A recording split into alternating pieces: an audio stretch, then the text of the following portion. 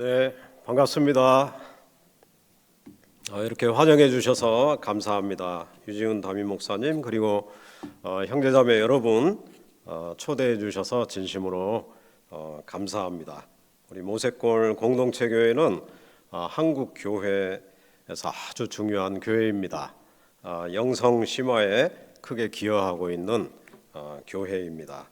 또 존경하는 이명수 목사님 영성의 길을 일찌감치 열어주셔서 저와 같은 후배 목사들이 뒤를 이어서 영성의 길을 따라갈 수 있도록 길을 열어주셨는데요.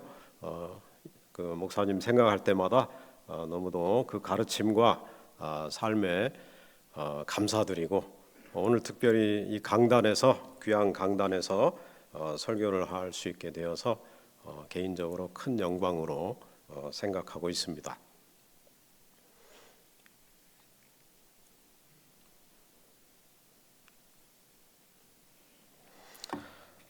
깔뱅의 식사기도문인데요. 함께 같이 읽고 시작하겠습니다. 오 주 하나님, 우리가 당신의 손으로부터 받은 모든 혜택들에 감사드립니다. 당신은 우리에게 필요한 모든 것을 주시며 우리가 이것을 통해 육신의 삶을 유지하는 것을 기뻐하셨습니다. 그리고 특별히 감사한 것은 당신의 거룩한 복음이 우리에게 보여준 대로 우리가 더 나은 삶을 살기를 소망하시고 우리를 새롭게 하기를 기뻐하셨다는 점입니다. 부디 당신께 구하오니 우리의 감정이 이렇게 썩어질 것에 얽매이지 않게 해주소서. 우리의 눈이 저 높이 보게 하시며 우리 주 그리스도께서 우리의 구원을 위해 다시 오실 때까지 기대하게 해 주옵소서. 아멘. 네, 사진은 미국의 한 영성 수련원입니다.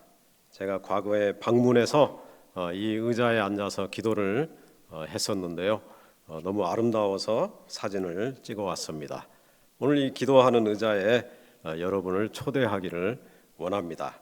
이 의자에 앉아서 함께 기도에 대해서 그리고 예수님에 대해서 대화를 나눈다고 상상하면서 설교를 들으시면 좋겠습니다.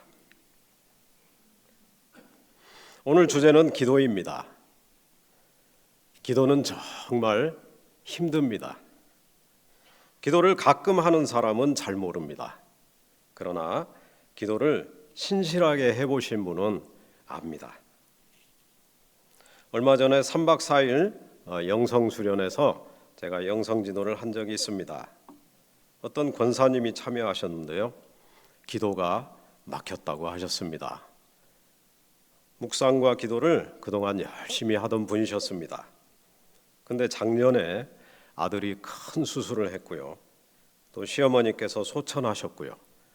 또 교회에서 권사로서 맡은 일들이 많다 보니까 너무도 분주한 1년을 보냈다고 합니다.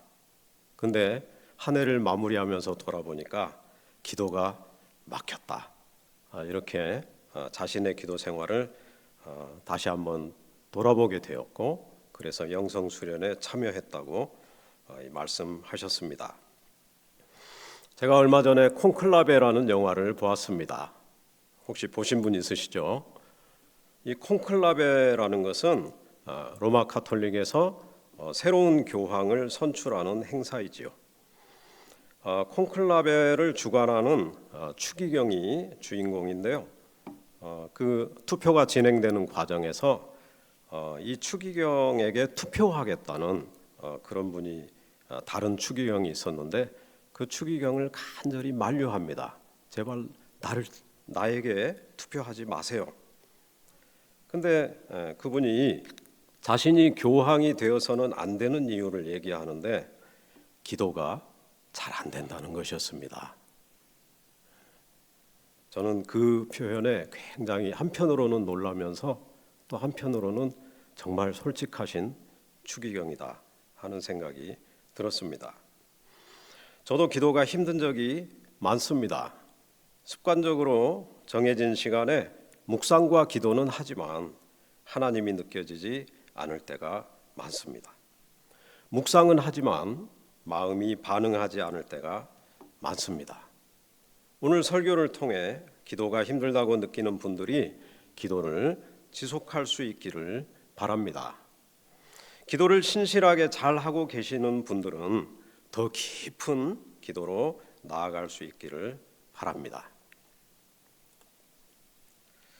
기도는요, 영성 형성이라는 큰 목표 안에서 하는 영성 훈련 중에 하나입니다. 먼저 영성 형성에 대해서 간단히 설명을 드리겠습니다. 영성 형성이란 기독교인이 영적 성숙, 즉 그리스도를 닮아가는 과정을 말합니다. 로마서 8장 29절에 이런 표현이 나옵니다. 하나님은 미리 선택하신 사람들을 미리 정하시기를 그 아들의 모습과 같은 모양이 되게 하셨기 때문입니다.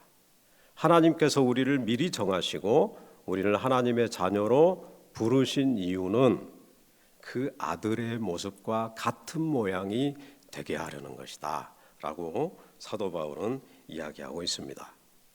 또 고린도후서 3장 18절에는 이렇게 되어 있습니다.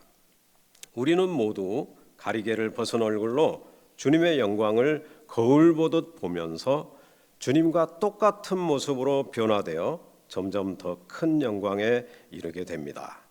이것은 영이신 주님이 이루어 주시는 일입니다.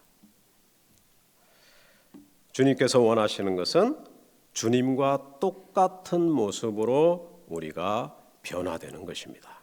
그래서 점점 더 영광에 이르게 되는 것입니다. 이것이 바로 우리와 함께 하시는 성령께서 하시는 일입니다. 그 변화의 경험을 영성 형성이다라고 이야기합니다. 그 변화의 궁극적인 지향점은 바로 예수 그리스도이십니다. 이 교회라는 영적인 공동체는 성도들의 영성 형성을 위해 존재한다라고 할 수 있습니다. 헨리 나웨는요, 영적 발돋움이라는 책에서 영성 형성 과정을 세 가지 관계의 측면에서 나눠서 설명을 하고 있습니다. 영적으로 성숙하면 우리의 마음에 그리고 우리의 삶에 아래와 같은 대표적인 변화가 일어난다는 것입니다. 먼저 나와의 관계에서는 외로움이 고독으로 변화되는 경험이 일어난다고 합니다. 저는 대학교 3학년 때 수련회에서 외로우신 예수님을 만났습니다. 십자가를 지고 골고다를 오르는 예수님이 떠올랐는데 너무 외로워 보여서 3박 4일 수련회 기간 동안 눈물을 흘렸던 기억이 납니다. 나중에 돌아보니 제가 그때 외로웠기 때문에 예수님의 외로움이 보였던 것입니다. 그 후로는 혼자 고시원에서 생활해도 외로움이 많이 사라졌습니다.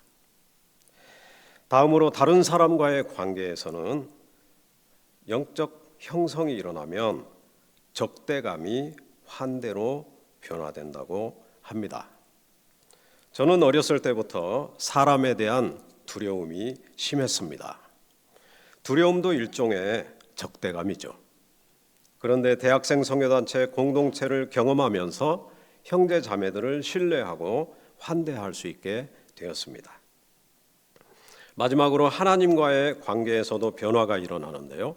불멸의 환상이 기도로 변화된다고 합니다. 소중한 사람이나 사물이 영원히 내 곁에 머물 것이라는 환상이 깨어져야 하나님께 전적으로 의존하는 기도가 시작된다는 것입니다. 저는 이별을 가장 힘들어합니다. 사람을 그만큼 의존하는 것이죠. 그렇지만 소중한 사람이나 물건이 제 곁에 영원히 머물러 있지는 않습니다. 영원하신 하나님을 의지할 때 슬픔과 불안을 극복할 수 있습니다. 기독교 영성사 학자인 브래들리 홀트는 한 가지 관계를 더 추가하는데 바로 자연과의 관계입니다. 영적으로 성숙한 사람의 자연과의 관계는 착취에서 돌봄과 공생으로 변화됩니다. 아시시의 프란치스코나 이세종 선생님은 자연 만물에 대한 형제애를 느꼈다고 합니다. 하나님의 피조 세계인 자연을 묵상하면 하나님의 위대하심, 하나님의 능력, 하나님의 지혜, 그리고 하나님의 아름다우심을 깨닫게 됩니다.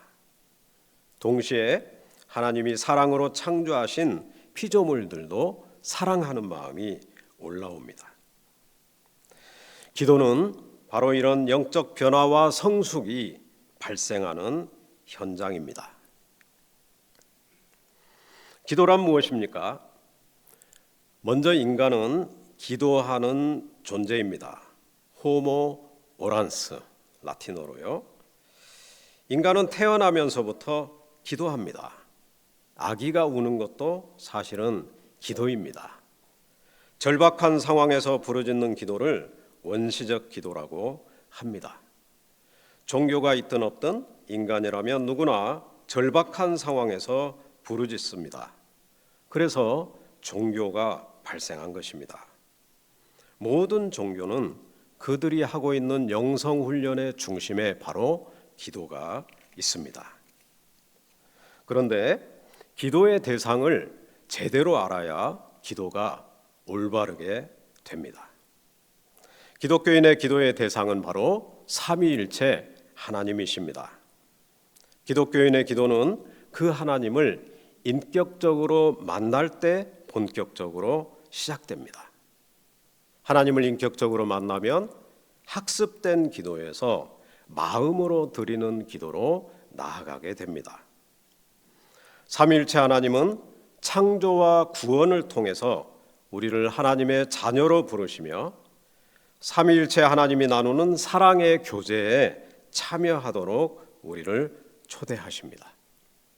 기도는 그 인격적 초대에 대한 응답인 것입니다. 그런데 기도의 대상인 하나님을 오해하거나 왜곡하면 기도가 잘못된 방향으로 나아가게 됩니다. 예수님께서 산상설교에서 예로 들었듯이 이방인들처럼 주문만 암송하게 됩니다. 마태복음 6장 7절부터 8절에서 예수님은 이렇게 말씀하십니다. 기도할 때 다른 민족 사람들이 하는 것처럼 같은 말을 거듭하지 마세요. 그들은 말을 많이 해야 들어주실 것이라고 여깁니다. 그러므로 그들하고 같은 사람이 되지 마세요. 달라고 하기 전에 여러분의 아버지는 여러분이 무엇을 필요로 하는지 알고 계시니까요. 이방인들이 기도한다고 하면서 주문을 암송하는 행위는 이미 우리에게 필요한 것을 알고 계시는 그 하나님에 대해서 잘 모르기 때문에 그런 기도 방식으로 기도하는 것이다 라고 예수님께서 가르쳐주고 계십니다. 또 어떤 사람은 정의의 하나님을 오해해서 기도의 대상인 하나님을 무서운 심판관으로만 여길 수도 있습니다.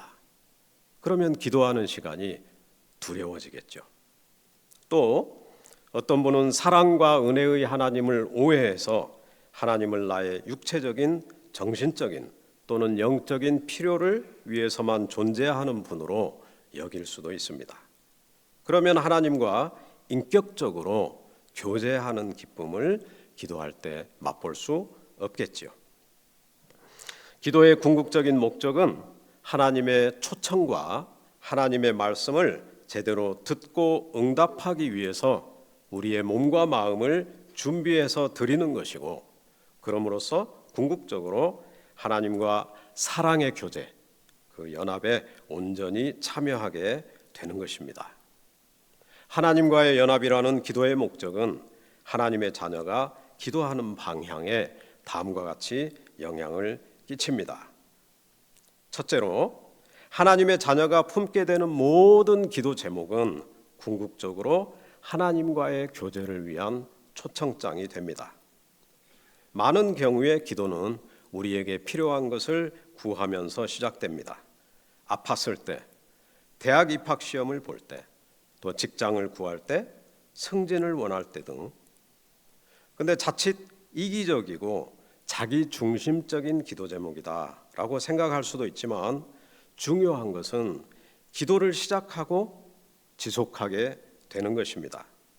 이렇게 나에게 필요한 것을 먼저 가지고 하나님 앞에 나가서 기도하다 보면 점차 하나님께서 나의 기도 제목을 바꿔주십니다.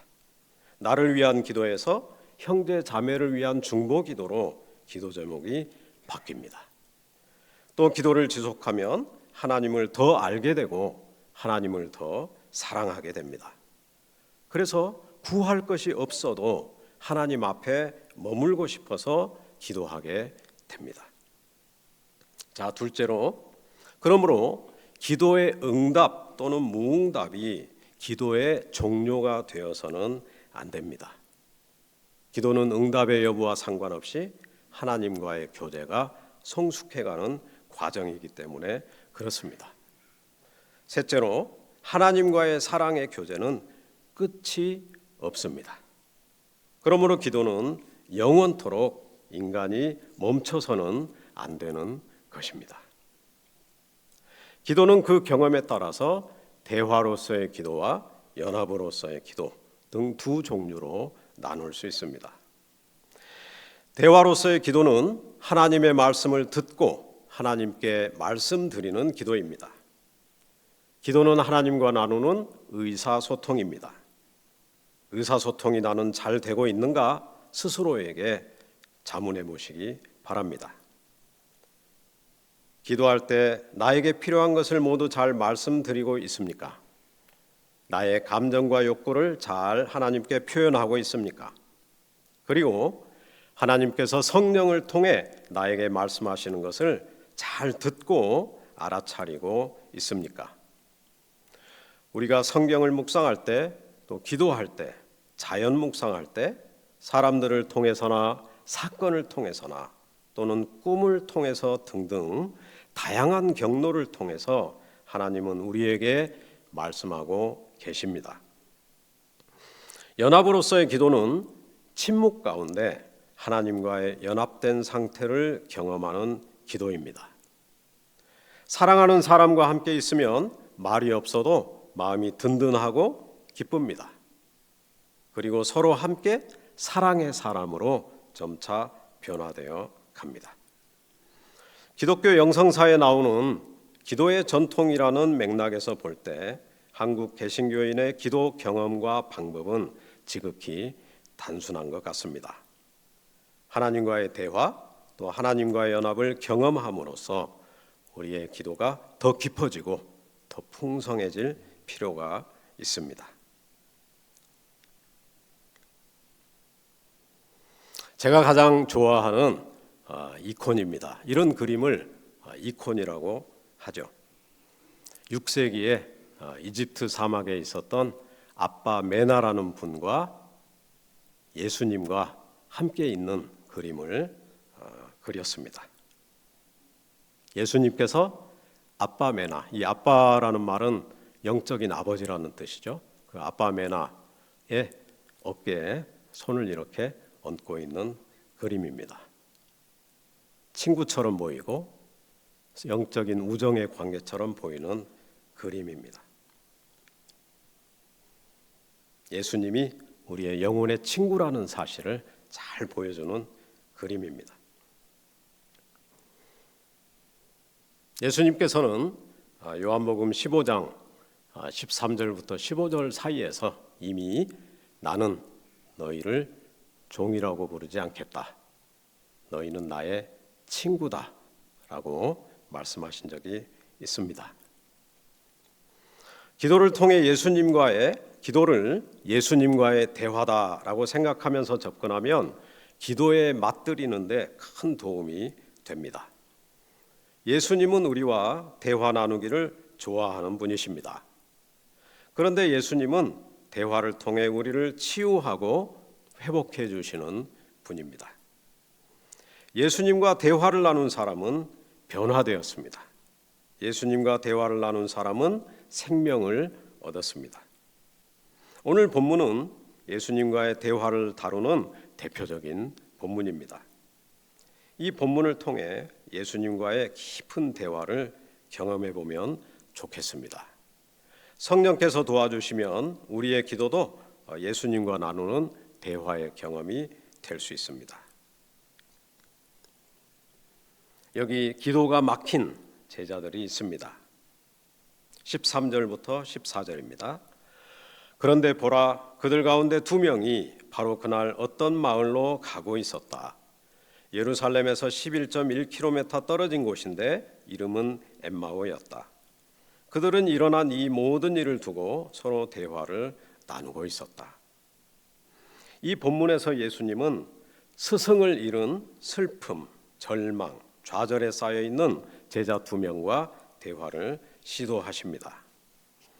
글레오바와 또 한 명의 제자는 인생을 걸고 따랐던 스승의 비참하고 무력한 최후를 목격하였습니다.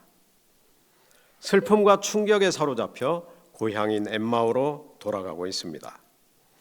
예루살렘에서 엠마오까지는 25리, 약 11km 되는 거리입니다. 이 제자들의 마음을 이해하기 위해 여러분 주변에서 상실의 아픔을 겪고 있는 사람들을 한번 떠올려 보시기 바랍니다. 아니면 여러분이 사랑했던 분이 먼저 하늘나라로 갔을 때 마음이 어떠했는지를 떠올려 보시기 바랍니다. 나 자신을 포함해서 어떤 이유로든 기도가 막힌 분들을 떠올려 보셔도 좋겠습니다. 예수님께서 어떻게 이 2 제자의 11km 슬픈 여정을 동반해 주시는지 살펴보겠습니다. 먼저 예수님은 동행하며 경청해 주십니다. 15절 16절입니다. 그들이 대화를 나누며 의논하고 있을 때였다. 예수님이 몸소 가까이 다가가셔서 그들과 함께 걸어가셨다. 그러나 그들의 2 눈은 뭔가에 씌여 예수님을 알아보지 못하고 있었다. 만약 우리가 부활하신 예수님이었다면 제자들을 다시 만났을 때 어떻게 처음에 반응했을까요? 저라면 반가운 마음에 얘들아, 나 예수다, 부활했다, 더 이상 슬퍼하지 말아라, 그랬을 것 같습니다. 그런데 예수님은 그저 말없이 제자들 곁에서 그들이 나누는 대화를 들으면서 함께 걸어가 주십니다. 여러분, 사실 상실의 아픔을 겪는 분들에게는 말이 별로 도움이 안 됩니다. 이성은 작동하지 않고 감정이 눈을 가려버립니다. 오히려 그럴 때는 몸으로 함께 해주고는 현존이 도움이 됩니다. 예수님은 그렇게 말없이 몸으로 함께 해주신 것입니다. 따뜻한 관심을 지니고 제자들의 마음을 공감하고 이해하면서 제자들이 대화를 나눌 준비가 되도록 조심스럽게 동행해 주셨습니다. 여러분, 기도가 막혔을 때 우리가 알아차리지 못해도 예수님은 그 영인 성령을 통해서 언제나 우리 곁에 우리와 함께 계신다는 것을 믿으시기 바랍니다. 슬픔과 절망에 사로잡혔을 때, 하나님이 느껴지지 않을 때도 기도의 자리로 나아가시기 바랍니다. 다음으로 예수님은 질문을 통해서 제자들을 도와주십니다. 첫 번째 질문은 17절에 나오듯이 그대들이 걸어가면서 서로 주고받는 이 말들은 뭡니까? 였습니다. 예수님이 몰라서 질문하셨을까요? 아닙니다. 동행하면서 들었기 때문에 또 제자들이 주고받은 이야기의 내용을 이미 다 그 마음까지도 알고 계십니다. 그럼에도 불구하고 질문합니다. 왜 그러셨을까요? 제자들이 마음에 있는 것을 표현하도록 도와주기 위해서였습니다. 예수님의 이 첫 번째 질문에 제자들이 어떻게 반응합니까? 17절, 18절입니다. 그들이 어두운 표정으로 멈춰섰다. 그 가운데 한 사람인 글레오바가 예수님께 대답했다. 예루살렘에 몸붙여 사시면서 당신 혼자서만 요즘 그곳에서 일어난 일을 알지 못하십니까? 질문을 듣고 제자들은 먼저 몸으로 답변합니다. 얼굴 표정이 어두워지면서 슬픔을 표현합니다. 갑자기 발걸음을 멈추고 섬으로써 온 몸으로 어이없음과 분노를 표현합니다. 그런 다음에 예수님께 퉁명스럽게 분노를 담아서 말을 합니다. 예루살렘에 머물러 있었으면서 이 며칠 동안에 거기에서 일어난 일을 당신 혼자만 모른단 말입니까? 당신 혼자만 모른단 말입니까? 이 표현에서 어떤 느낌이 드십니까? 다른 사람은 다 아는 일을 당신 혼자만 모르다니 당신 뭐 하는 사람이에요? 요즘 느낌으로 표현하면 뭐 이런 사람이 다 있어. 우리가 예수님의 입장이었다면 이런 제자들의 반응에 어떤 마음이 들었을까요? 화가 났을 수도 있습니다. 아니 도와주려고 했더니 이 사람이 왜 이래? 별꼴이야 하면서 포기하고 가버렸을 수도 있죠. 그러나 예수님은 사랑하는 제자들의 반응에 아랑곳하지 않습니다. 왜 그러는지를 이해하고 공감하기 때문입니다. 예수님은 질문을 통해 우리가 표정과 몸짓 그리고 말투로 우리의 부정적인 감정을 표현하도록 도와주십니다. 여러분 기도할 때 예수님이 나에게 어떤 질문을 하시는지 잘 들어보시기 바랍니다. 그리고 하나님 아버지 또는 예수님께 여러분의 슬픔과 분노와 같은 부정적인 감정을 꼭 표현하시기 바랍니다. 예수님은 언제나 우리의 부정적인 감정을 들을 준비를 하고 계십니다. 우리가 부정적인 감정을 억누르다가 마음에 병이 나는 것을 원하지 않으십니다. 마셜 로젠버그는 비폭력 대화라는 책에서 이렇게 말합니다. 평화로운 대화를 나누기 위해 집중해서 경청해야 하는 대상은 바로 감정과 욕구이다. 예수님이 바로 이렇게 경청하셨습니다. 여러분, 부정적인 감정과 욕구를 마음에 담아놓지 말고 기도할 때 꼭 솔직하게 표현하시기 바랍니다.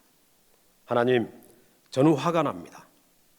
하나님, 저는 너무 억울합니다. 하나님, 저는 너무 답답합니다. 하나님, 저는 이해가 되지 않습니다. 하나님, 도대체 어디에 계십니까? 저를 사랑하기는 하십니까?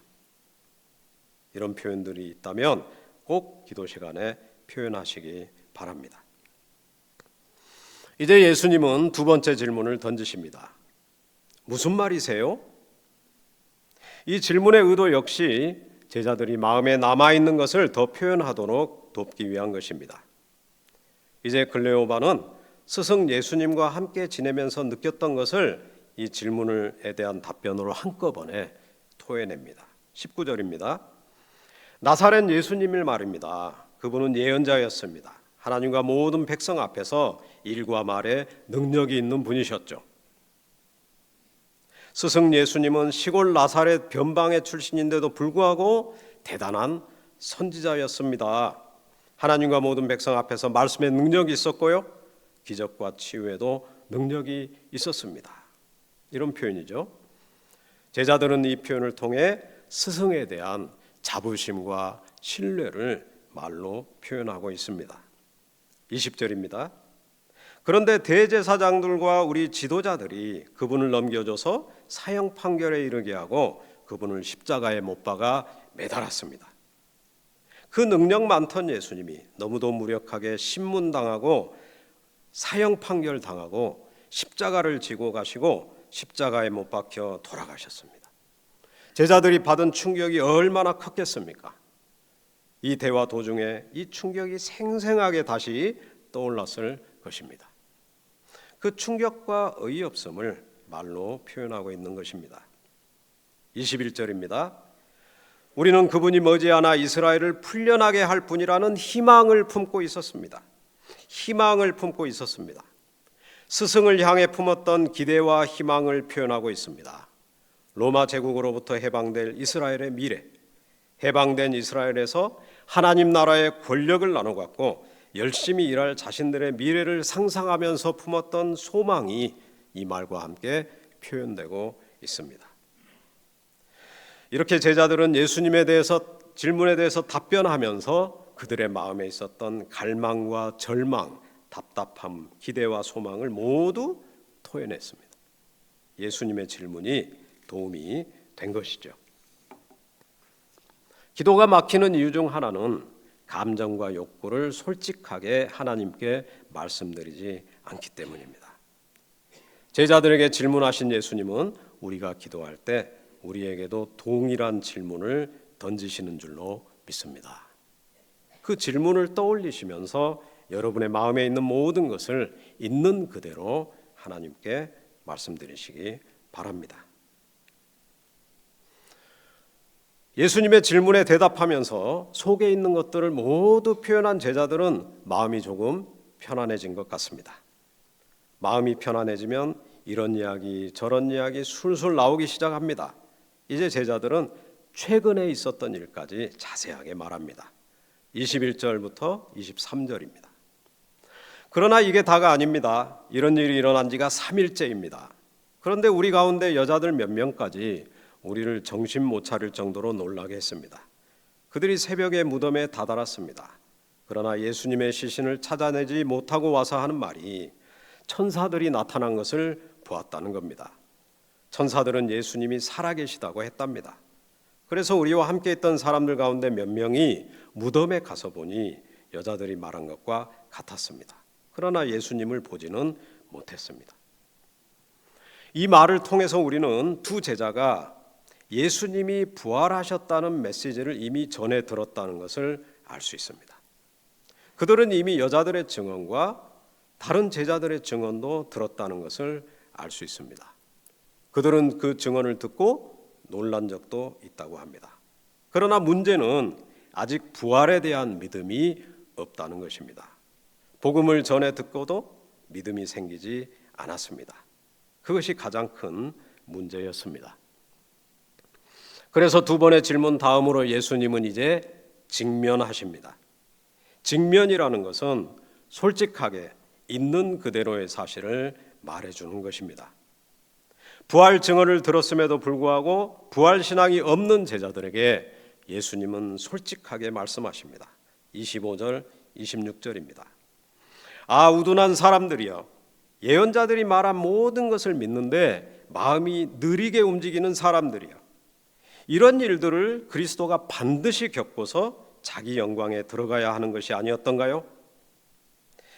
예수님은 제자들의 믿음의 상태를 있는 그대로 말해 주셨습니다. 첫째, 우둔하다, 어리석다 또는 미련하다는 뜻이죠. 둘째, 믿는 마음이 무디다, 믿음의 속도가 더디다. 어리석다는 말은 진리를 이해하지 못한다는 뜻입니다. 그리스도라면 구원의 역사를 완성하기 위해서 고난을 받아야 된다. 그리스도는 고난을 통과한 후에 부활하고 영광에 들어가게 될 것이다. 예수님께서 공생의 3년 동안 제자들에게 귀에 못이 박히도록 하신 진리의 말씀입니다. 그 말씀대로 일이 진행이 되고 있는데 제자들은 그것을 깨닫지 못하고 있고 아직 믿지 못하고 있는 것입니다. 예수님의 직면은 미운 마음으로 하는 정죄가 아닙니다. 홧김에 저주하는 표현이 아닙니다.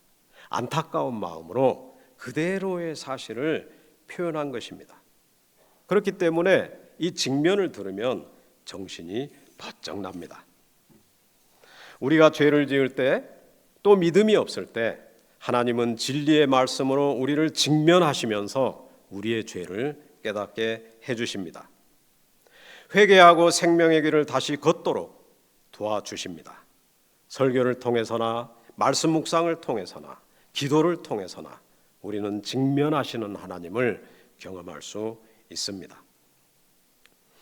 직면한 후에 예수님은 제자들에게 성경을 다시 가르쳐 주십니다.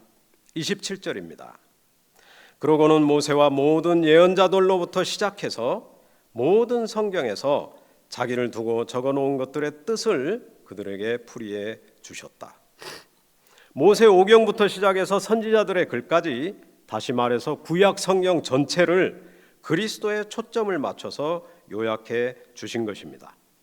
모든 선지자의 글, 모든 성경에 쓴 바, 이 모든이라는 낱말이 두 번이나 반복됩니다. 성경에 담긴 그리스도에 관한 진리를 하나도 빠짐없이 제자들에게 다시 복습시켜 주시는 예수님의 사랑과 열망을 잘 보여줍니다. 예수님의 강의를 들을 때 제자들의 마음이 어떠했는지를 우리는 32절에서 알 수 있습니다. 그들이 서로 말했다. 우리 마음이 우리 속에서 불붙지 않았나요? 그분이 길에서 우리에게 말씀하실 때 우리에게 성경을 자세히 설명해 주실 때 말입니다. 마음이 불붙는 경험, 마음이 뜨거워지는 경험이 어떤 것인지 여러분 아시죠? 은혜 받은 겁니다. 은혜 받으면 대체로 감동이 되고 마음이 뜨거워지고 눈물이 나옵니다. 마음이 자유로워지고 사랑이 올라옵니다. 더 은혜 받으면 사랑이 주위로 흘러 넘치게 되죠. 성령이 이 은혜를 주시는 1차적인 통로가 바로 성경입니다. 그래서 예수님도 대화 중에 이 성경을 사용하신 것입니다. 성경을 읽을 때 예수님은 우리의 마음을 변화시켜 주십니다. 냉정한 마음을 뜨거운 사랑의 마음으로 변화시켜 주십니다. 굳은 마음을 부드러운 마음으로 변화시켜 주십니다. 불신앙을 신앙으로 변화시켜 주십니다.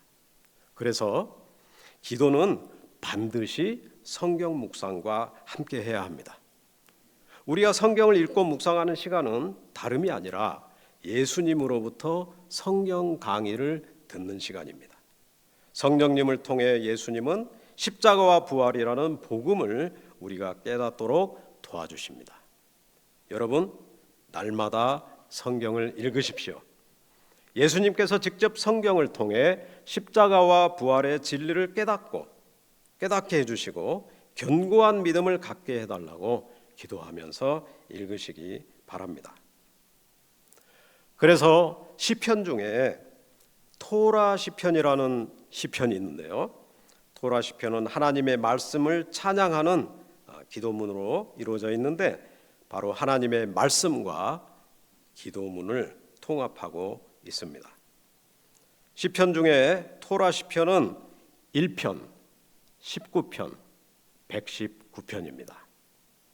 외우기 쉬우시죠? 1자하고 9자만 기억하면 되니까요. 1편, 19편, 119편입니다. 하나님의 말씀에 대한 사랑이 내 마음에서 식었다라고 느껴지실 때마다 이 시편들을 자주 읽으시고 반복해서 읽으시고 암송하시기 바랍니다. 한번 여기에 써놓은 구절들을 한 목소리로 같이 읽어보겠습니다. 시작. 내가 주의 법을 어찌 그리 사랑하는지요. 내가 그것을 종일 작은 소리로 읊조리나이다. 주의 말씀의 맛이 내게 어찌 그리 단지요. 내 입에 꿀보다 더 다니이다. 주의 말씀은 내 발의 등이요 내 길의 빛이니이다. 이런 간증이 여러분 성경 묵상하실 때 여러분에게 경험되기를 바랍니다. 베네딕트 수도회는 거룩한 독서 렉시오 디비나에서 성경 읽기, 묵상, 기도, 관상을 하나로 통합하고 있습니다. 독서는 기초와도 같아서 맨 먼저 오는 것으로서 우리에게 주제를 제공해주고 또 우리를 묵상으로 인도합니다. 묵상은 추구해야 할 것을 더 열심히 찾아 나서는 것으로서 말하자면 땅을 파들어 감으로써 보물을 발견하여 그것을 보여주는 것입니다. 그러나 스스로는 그것을 간직할 힘이 없기에 우리를 기도로 인도해 줍니다. 기도는 온 힘을 다하여 하나님께 스스로를 들어 높이면서 갈망하던 보물을 청하는 것이니 그것은 곧 관상, 즉 바라봄의 감미입니다. 이 관상, 바라봄은 그 도래와 함께 천상적 감미의 이슬로 목마른 영혼을 적시면서 이전 세 단계의 모든 수고를 갚아줍니다. 여러분 성경을 읽고 그 다음에 우리의 마음을 사로잡는 한 구절을 선택하고 그 구절을 묵상하는 가운데 나에게 정말 필요한 것이 이것이구나, 진리가 이것이구나, 나에게는 이게 보물이구나 하는 것을 깨닫게 되면 그것을 하나님께 구하는 기도로 나아가야 된다라고 설명하고 있습니다. 성경을 묵상할 때 우리는 나에게 정말 필요한 것이 뭔지, 내가 어떻게 살아야 되는지 그 보물과 같은 진리를 깨닫게 됩니다. 그런데 그것을 순종하고 실천할 힘이 없기 때문에 기도로 나아가서 주여, 제 인생이 정말 이렇게 변화되기 원합니다. 주님, 이런 성령의 열매들을 제가 경험하기 원합니다. 라고 이렇게 간구하며 기도할 때 하나님께서 은혜를 주신다는 말씀을 하고 있습니다. 예수님의 성경 강의를 들은 후에 제자들의 반응이 어떻습니까? 28절, 29절입니다. 이제 그들이 가려는 마을에 가까이 왔다. 예수님은 더 가려는 것처럼 하셨다. 그들은 억지로 권하며 말했다. 우리와 함께 머물러 주세요. 해질녘이고 이미 날도 저물었습니다. 처음에 보여졌던 제자들의 적대감, 마음에 있었던 적대감이 지금은 환대로 바뀌었습니다. 제자들은 길을 가다 만난 낯선 사람을 이제 자기 집으로 초대합니다. 자기 집에 누군가를 초대하고 식사를 대접하고 숙소를 제공한다는 것은 그만큼 친밀한 관계가 되었다는 것을 의미합니다.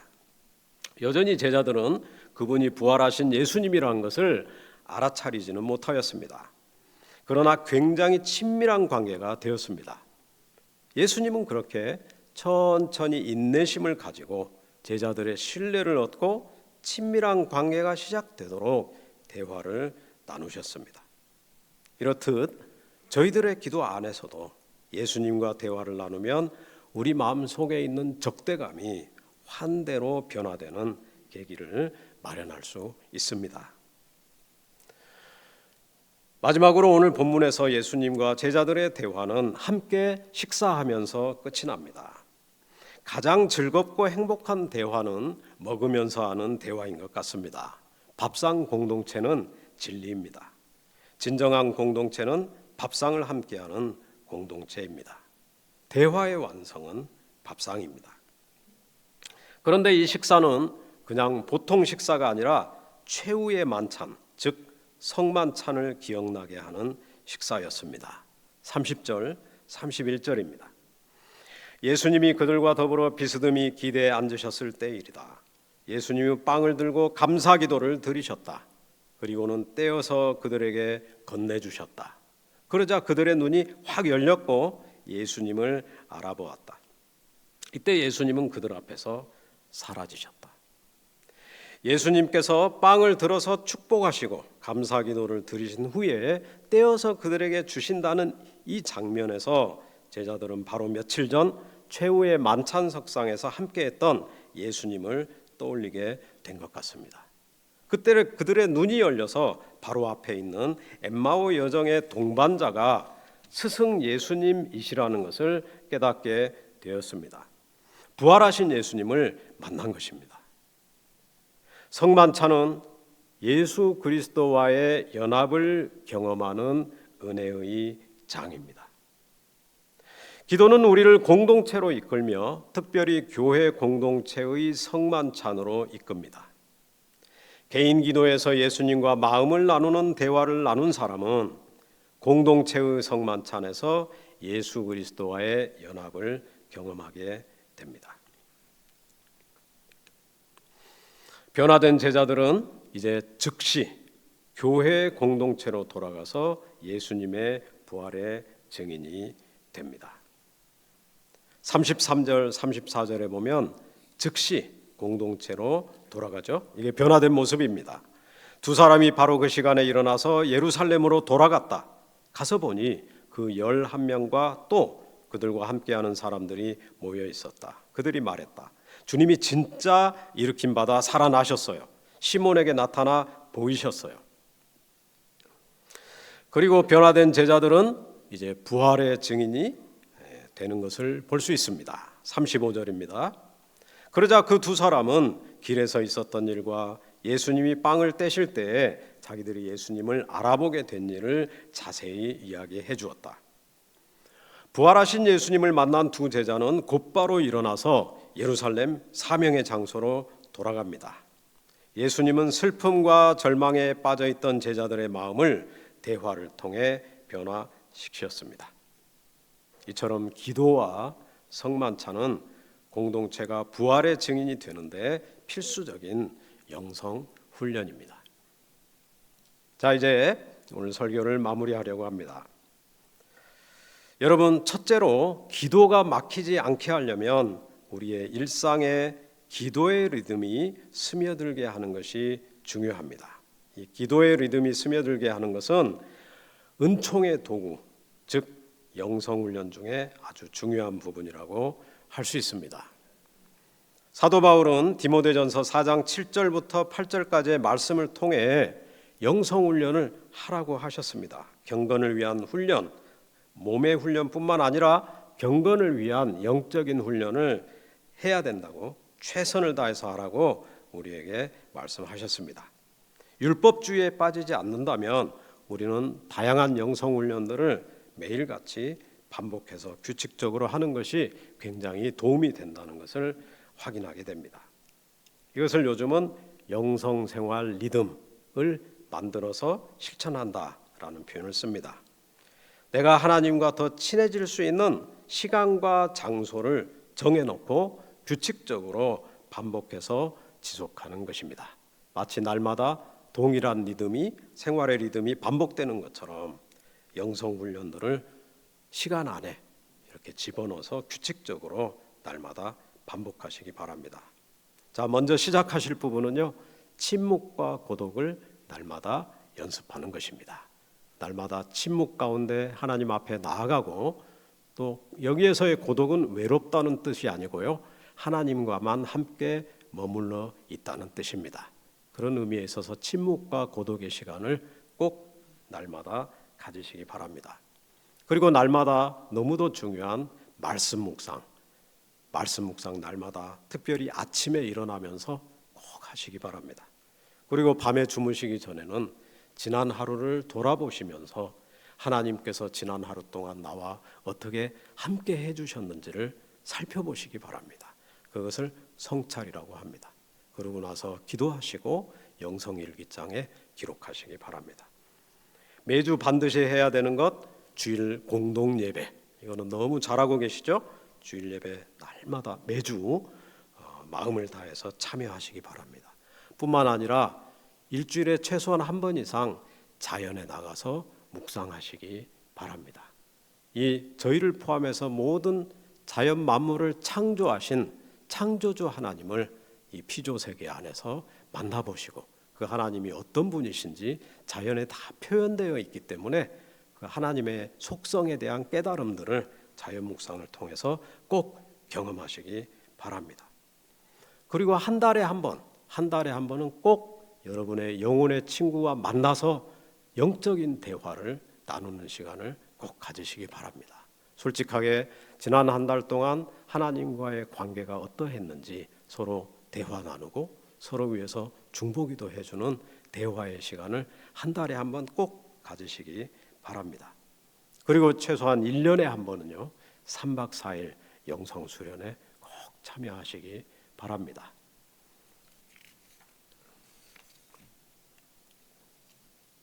둘째로, 기도는 성장하는 것입니다. 이거는 관계하고 똑같습니다. 우리의 인간관계에서도 관계라는 것이 더 친해질 수도 있고요, 근데 끊어질 수도 있습니다. 정말 저 사람은 너무 좋은 분이야, 내가 존경하고 사랑할 만한 분이야, 그러면 적극적으로 다가가서 친구가 되어서 마음을 열고 그 관계가 더 친밀해지도록 노력을 해야 됩니다. 그렇게 노력하지 않는 한 친구는 만들어지지 않습니다. 하나님과의 관계도 마찬가지입니다. 하나님과의 관계도 우리가 노력을 해야 되고 관리를 해야 됩니다. 하나님과의 관계를 경험하는 통로가 바로 기도입니다. 이 기도 역시 관리가 필요합니다. 아빌라의 테레사는 기도의 성장을 두 가지로 비유한 적이 있습니다. 첫 번째 비유는 밭에 물을 대는 방법과 비슷하다라고 하는데요, 첫 번째 단계는 강에서부터 물통을 사용해서 물을 길어오는 단계입니다. 물통에다가 강에서 물을 부어가지고 물통을 쥐고 밭까지 걸어와야 됩니다. 굉장히 힘들죠. 두 번째 단계는요, 바퀴 달린 수레를 이용하는 방법입니다.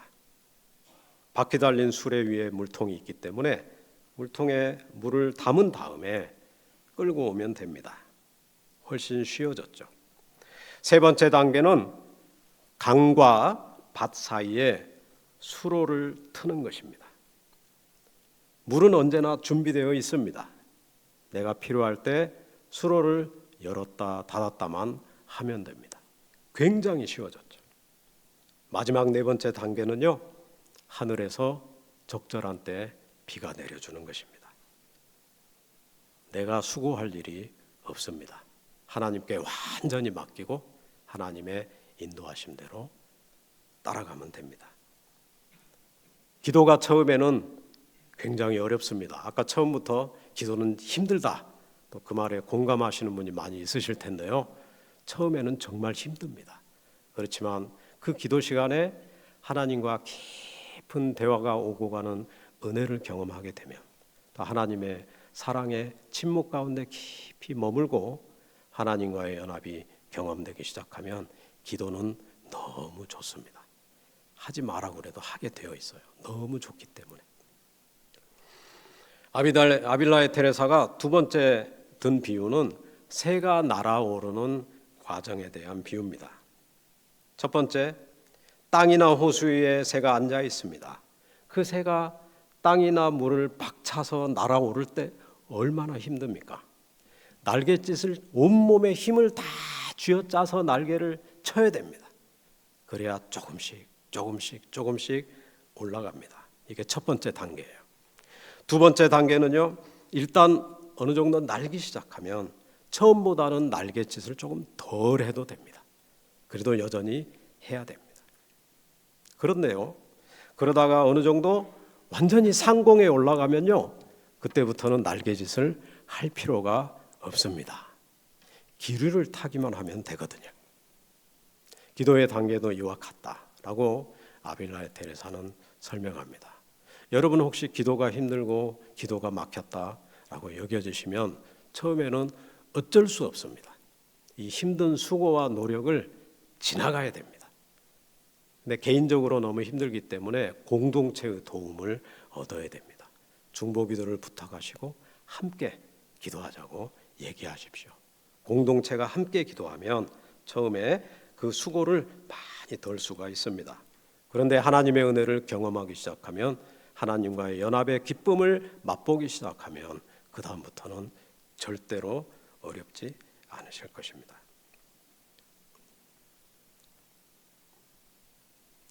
제가 영성수련 때 만난 한 집사님의 경험입니다.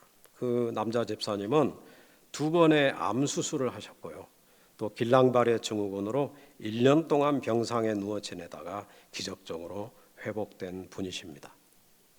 죽은 줄 알았다가 하나님께서 기적적으로 자기를 회복시켜 주셨어요. 그때 그 감격과 기쁨이 얼마나 컸는지 모릅니다.